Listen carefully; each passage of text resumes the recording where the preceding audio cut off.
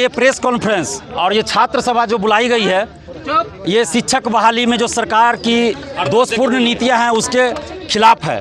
और इन शिक्षक अभ्यर्थियों की मांग है, हमारी भी मांग है इन शिक्षक अभ्यर्थियों के समर्थन में कि सीटेट जुलाई 2023 अपियरिंग वाले को इस शिक्षक बहाली बीपीएससी में फॉर्म भरने का मौका दिया जाए।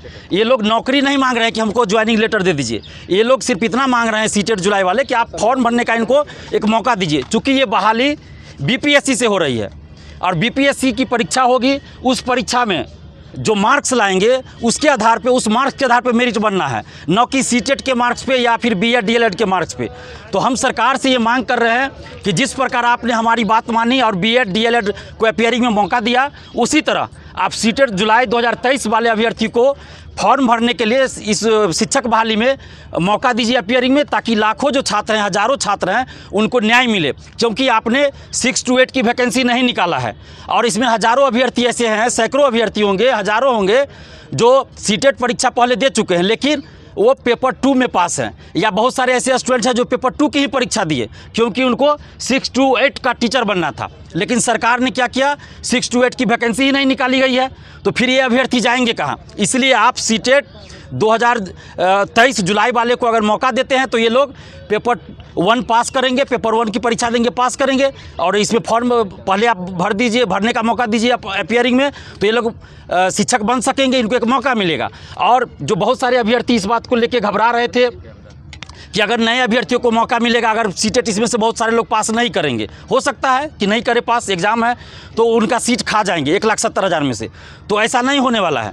जब बीपीएससी से जब मेरिट बनेगा शिक्षकों के लिए, तो वो मेरिट तभी बनेगा ना जब अपियरिंग में जो लोग फॉर्म भरे होंगे, चाहे बीएड वाले भरे हों अपियरिंग में, डीएलएड वाले भरे हो या सीटेट वाले भरेंगे, तो अपियरिंग में जो भी फॉर्म भरेंगे तो मेरिट लिस्ट जारी होने से पहले कॉपियों का जब मूल्यांकन होगा उसी समय या उससे पहले या उसके बाद सबसे सर्टिफिकेट मांगा जाएगा ऑनलाइन। और जो लोग सर्टिफिकेट पास का नहीं जमा करेंगे सीटेट का या डीएलएड बीएड का, तो उन लोग का जो अभ्यर्थित्व है वैसे ही समाप्त हो जाएगा। तो सीट खाने की बात यहाँ नहीं है। इसलिए इसमें जो पुराने अभ्यर्थी है उनको घबराने की ज़रूरत नहीं है। मैं ये चीज़ कहना चाहता हूँ और सरकार से हाथ जोड़कर विनती है नीतीश कुमार जी से खासकर, कि नीतीश कुमार जी आप महिलाओं की बात करते हैं, महिला उत्थान की बात करते हैं, आपने बहुत सारी योजनाएं चलाई महिलाओं के लिए, लेकिन आज जो महिला अभ्यर्थी, आप देखिए मीडिया वाले बंधु दिखाइए कि महिला अभ्यर्थी शादीशुदा हैं, बाल बच्चेदार हैं, ये लोग इस कड़ी धूप में 43-44 डिग्री टेम्परेचर होगा पटना का, उस कड़ी धूप में ये लोग खड़े हैं अपनी मांगों को लेकर कि हमको न्याय मिले। और ये लोग सिर्फ इतना कर रहे हैं कि इनको फॉर्म भरने का मौका सरकार दे दे।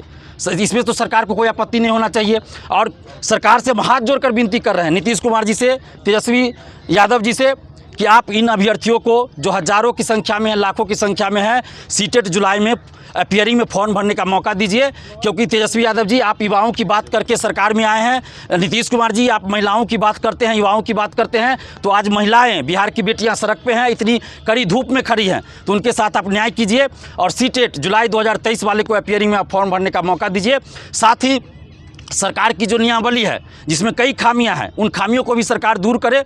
जैसे नियोजित शिक्षक को उन्होंने कह दिया कि हम एग्ज़ाम लेंगे, 6 to 8 की आपने वैकेंसी नहीं निकाला तो फिर आप 6 to 8 में प्रमोशन कहाँ से कीजिएगा। ये सारी बातें हैं। सब्जेक्ट कॉम्बिनेशन लेकर बातें हैं। बहुत सारे सब्जेक्ट हैं, जैसे म्यूजिक है, कुछ और सब्जेक्ट है जिनकी वैकेंसी नहीं आई है। तो इन सभी चीज़ों पे सरकार को गौर करना चाहिए और नियमावली में एक बार संशोधन करना चाहिए और सभी अभ्यर्थियों से बात करके एक बीच का रास्ता निकाल के, ताकि किसी भी अभ्यर्थियों को ये न लगे कि उनके साथ अन्याय हुआ। आप शिक्षक बहाली कर रहे हैं, आप जो है कोई सड़क छाप या गुंडों की बहाली नहीं कर रहे हैं कि जैसे तैसे आप ला दिए नियमावली। और अभी अपर शिक्षा सचिव का तबादला हुआ है, तो क्या दिखा रहा है? या तो वो शिक्षा सचिव सही से काम नहीं कर रहे थे या सही से काम कर रहे थे तो आपने हटा दिया, दो ही बात होगी। तो इस तरह से कैसे चलेगा व्यवस्था?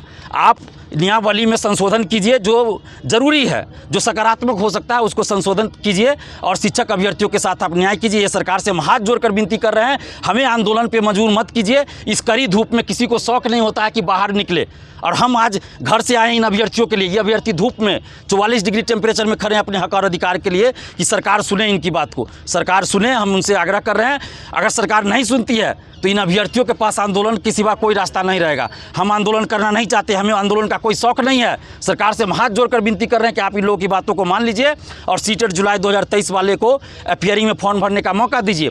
साथ ही 6 to 8 की वैकेंसी आपने क्यों नहीं निकाला, क्या इसमें है, नहीं है, स्पष्ट कीजिए। सब्जेक्ट कॉम्बिनेशन को लेकर आप स्पष्ट दिशा निर्देश दीजिए। बहुत सारी चीज़ें हैं, जैसे EWS का सर्टिफिकेट को लेकर मेरे पास फ़ोन आ रहा है, उस पर आप स्पष्ट कीजिए क्या चल रहा है, नहीं चल रहा है, सब्जेक्ट कॉम्बिनेशन। तो इस तरह से सीटें खाली रह जाएगी। अगर सरकार की मंशा है कि 1,70,000 सीट हम भरे, तो सरकार सीटें जुलाई वाले को मौका देना पड़ेगा, नहीं तो सीट खाली रह जाएगी। और आप 9th-10th में देखिए, आर्ट्स विषय का आपने STET लिया ही नहीं, तो फिर सीट कैसे भरेगा, उसका तो खाली रह जाएगा।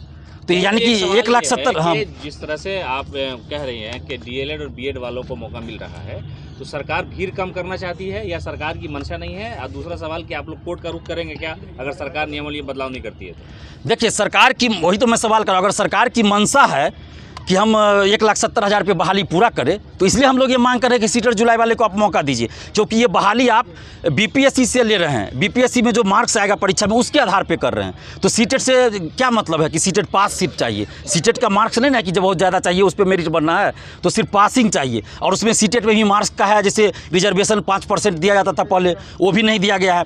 और दूसरा सवाल था कि कोर्ट जाइएगा, तो हम लोग कोर्ट नहीं जाएंगे।